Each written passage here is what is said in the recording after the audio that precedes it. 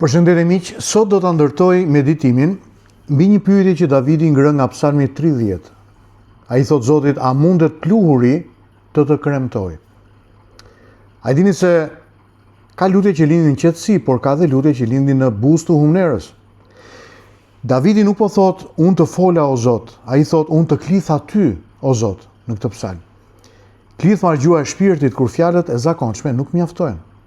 Është lutja e njeriu që ka arritur në kufirin e fuqisë së vet dhe tani e di që vetëm Zoti mund të ndryshojë historinë. Dhe Davidi ndodhet pikërisht në këtë moment dhe i drejton Zotit një pyetje të pazakontë. Çfarë do bie do të kesh nga gjaku im? A mundet pluhuri të kremtoj? Me fjalë të tjera, Davidi thot, o Zot, nëse më ke dhënë frym, më jep edhe mundësinë që këtë frym ta përdor për lavdinë tënde. Nëse më ke dhënë zë, mos lejo që zëri im të hesht përpara se të shpall mirësinë tënde. Ky njeri nuk po kërkon thjesht të jetojë. Ai po kërkon një arsye për të jetuar. Kur kompozitori gjerman Johann Sebastian Bach përfundonte shumë prej veprave të tij, në fund të dorëshkrimit vendoste 3 shkronja. S, D, G. Soli Deo Gloria. Vetëm Zotit i qoftë lavdi. Për Bachun, muzika nuk ishte thjesht talent, ishte përgjegjësi, nuk ishte vetëm art, ishte adhurim drejtuar Zotit. Dhe kjo është një mënyrë mrekullueshme për të kuptuar Psalmin 30. Davidi sikur i thot Zotit në këtë psalm, mos e mbyll ende kapitullin tim, këngën time, ka ende lavdi që unë dua të t'jap ty o Zot. Ndoshta pyetja më e rëndësishme nuk është vetëm sa vite kam për të jetuar, por pyetja është, çfarë do të bëj me vitet që Zoti më jep? Si do ta jetoj jetën time? Psalmi 30 fillon me vajtim, por përfundon me hare, me valle. Nis me klithmë dhe përfundon me këngë. Fillon pranë greminës dhe përfundon me lavdi. Ky është transformimi që vetëm Perëndia mund të bëjë në jetën e njerëzve. E pra miqtë e mi, Davidi thot, ti ke kthyer vajtimin tim në valle. Ma ke hequr grethoren. Grethoria është rroba e zis dhe më ke mbushur me gëzim. Vinere, Davidi nuk thot se vajtimi nuk ekzistoi kurrë në jetën e tij. Grethoria, pra rroba e zis, ishte reale. Lotët në jetën e këtij njeriu ishin të vërtetë. Dhimbja ishte e thellë. Por dhimbja nuk ishte fjala e fundit në jetën e Davidit. Ky është ndryshimi midis shpresës biblike dhe optimizmit njerëzor. Optimizmi njerëzor thot ndoshta gjërat do të përmirësohen. Besimi biblik thot edhe nëse jam në errësirë, edhe nëse do të ecë në luginën e hijes së vdekjes, Zoti ende nuk e ka përfunduar veprën e tij me mua. Perëndia nuk premton se nuk do të ketë ndonjëherë grethore, rrobazie në jetën tonë, pra ai premton që grethoria nuk do të jetë rroba jone e përjetshme. Zoti nuk premton se nuk do të ketë vajtim, por ai do ta kthej vajtimin në valle, në hare. Dhe këtu qëndron një vërtetë e madhe. Zoti nuk na nxjerr nga gropa, nga gremina, vetëm që të ndihemi ne më mirë, por ai na nxjerr që jeta jon të bëhet dëshmi e emrit të tij.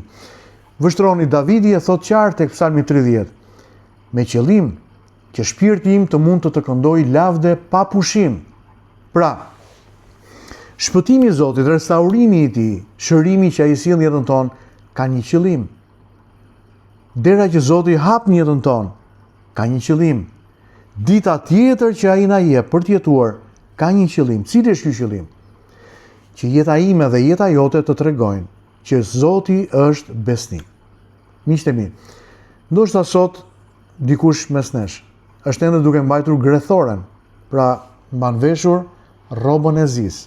Mbase ke humbur diçka, mbase ke përjetuar zhgënjim, ke përjetuar një ëndër të thyet, ke qarë në vende ku askush nuk të ka parë. Dhe ndoshta lutja jote nuk është më, si mund ta them, elegante, por është vetëm një klithmë. O Zot, ki mëshirë për mua. Zot, bëhu ti ndihma ime. Miku im, mos e nënvlerëso këtë lutje, sepse Psalmi 30 na mëson që Zoti dëgjon edhe klithmat.